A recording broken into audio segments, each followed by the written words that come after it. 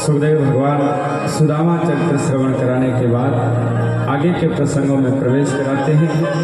तीन त्रिदेवों में सर्वश्रेष्ठ कौन है, उनका प्रसंग सुनाया। प्रभु जी महाराज ने भगवान पर पाद प्रहार किया और भगवान नारायण को सर्वश्रेष्ठ त्रिदेवों में वर्णन किया। उसके बाद में सुखदेव भगवान दसम स्कंद से एकादश स्कंद में प्रवेश कर रहे हैं। एकादश स्कंद को भागवत का मुक्ति स्कंद भी कहा जाता है। कहने को तो बहुत कुछ है एकादश स्कंद, लेकिन समय अभाव के कारण ज़्यादा प्रवेश नहीं कर पाएंगे। इसमें यदुवंश के श्राप की कथा का वर्णन प्राप्त होता। भगवान ने सोचा कि मेरे परिवार की जितनी संख्या हो गई, मैं इस धरती का भार उतारने के लिए आया हूँ, कहीं मेरा ही परिवार इस धरती का भार ना बन जाए। कुछ संत चतुर्मास करने के लिए आते हैं और भगवान के जो पुत्र थे जामवंती का, जो भगवान के जो पुत्र थे सांब नाम जामवंती का, तो वो बड़ा चतुर चालाक था थोड़ा सा। तो वो संतों की परीक्षा लेने के लिए पेट पर कपड़े वगैरह बांध करके संतों के पास आया सांब, और बड़ा सुंदर दिखता था वो।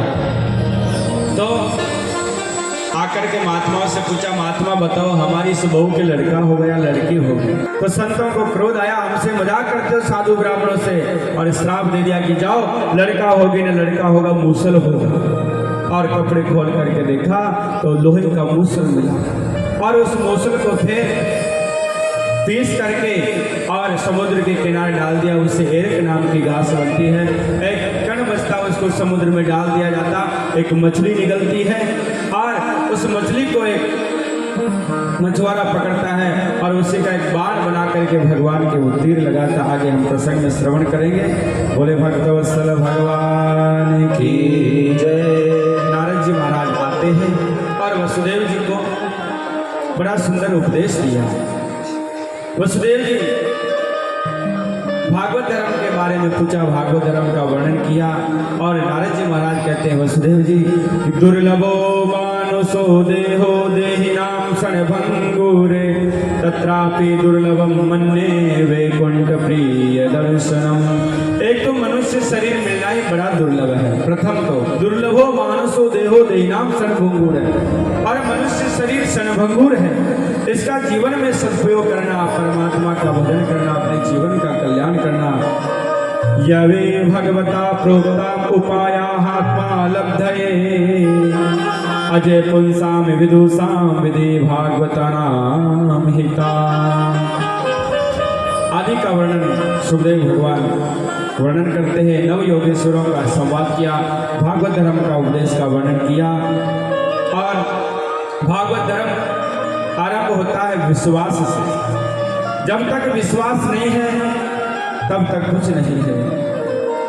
उद्धव जी का आना होता है और भगवान का अंतिम उद्देश्य उद्धव को दिया जाता है।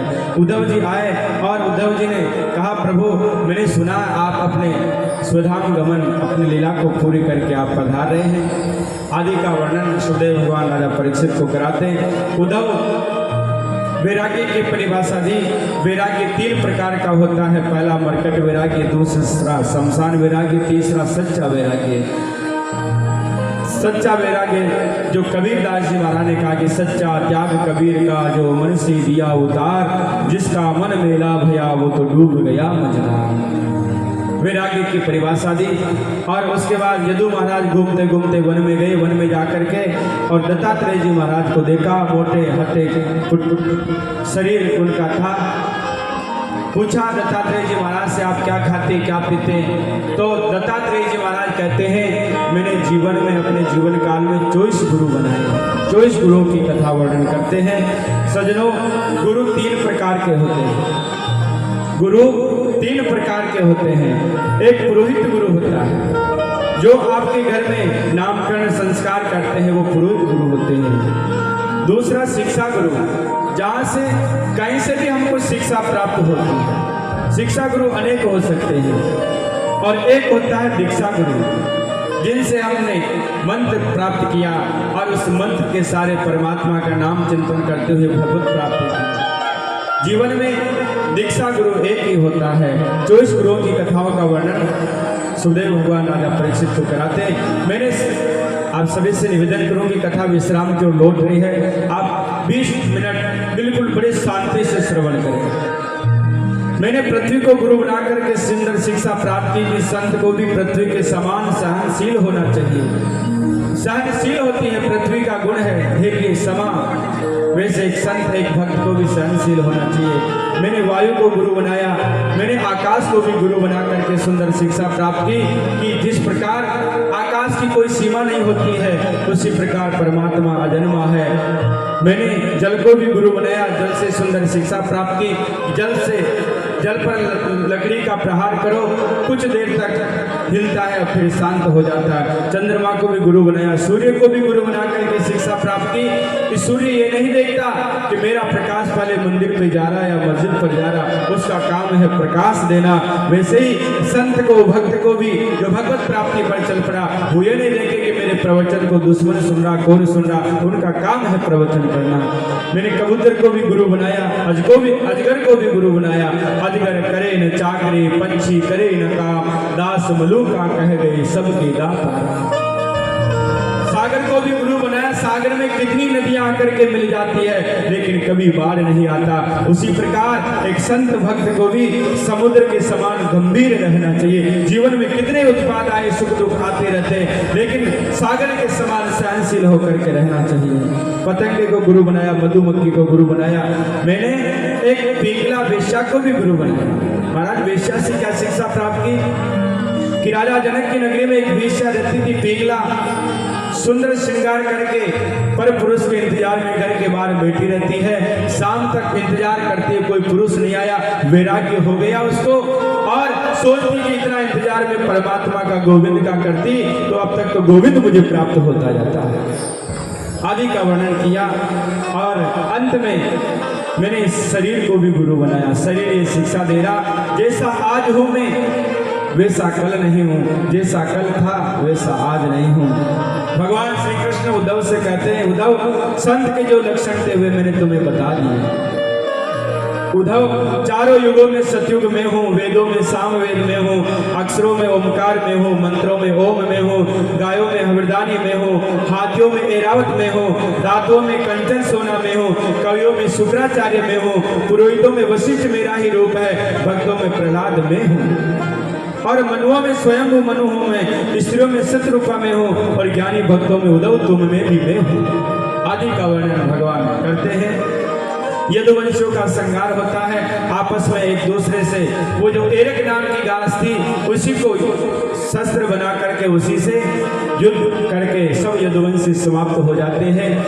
और एक शिकारी भगवान, अब आकाश में सारे देवता खड़े हैं, आकाश मंडल में सारे देवता खड़े हैं, सब अपने अपने लोक में इंतजार कर रहे हैं कि प्रभु, आकाश में सारे देवता खड़े हैं कि शायद प्रभु ब्रह्मलोक को जाएंगे, शिवलोक को जाएंगे, अपने वैकुंठ लोक को जाएंगे, देखते हैं किस लोक में जाए। और बहेलिया आता है, भगवान एक पेड़ के नीचे बैठे हैं, भगवान के अंगूठे को हिरण की आंख समझ करके उस बहेलिया ने बाण लगाया और भगवान के पैर पर जाकर के लगा और सारे देवता खड़े हैं और देखते ही देखते भगवान नहीं तो कोई से लोक में गए और भगवान देखते देखते तेने यवांगमयं मूर्ति प्रत्यक्षा वर्तते हरि। देखते देखते ठाकुर जी ने अपना स्वरूप श्रीमद् भागवत महापुराण में प्रवेश करा दिया। बोलो भागवत भगवान की हो। तेने वांगमयी पूर्ति प्रत्यक्षा वर्तते हरि। ये भागवत श्री कृष्ण कन्हैया लाल का साक्षात वांग्मय प्रतिश्रुति, साधारण कोई किताब नहीं, ये साक्षात श्री कृष्ण कन्हैया ही हमारे यहाँ पर विराजमान है। आदि का वर्णन किया। आओ अब कथा को मैं विश्राम दूं, उससे पहले भागवत की सूची और अंतिम श्लोक और विश्राम की ओर लेकर के चलो। उससे पूर्व हमारे प्रदीप भैया कुछ समाचार, कुछ सूचना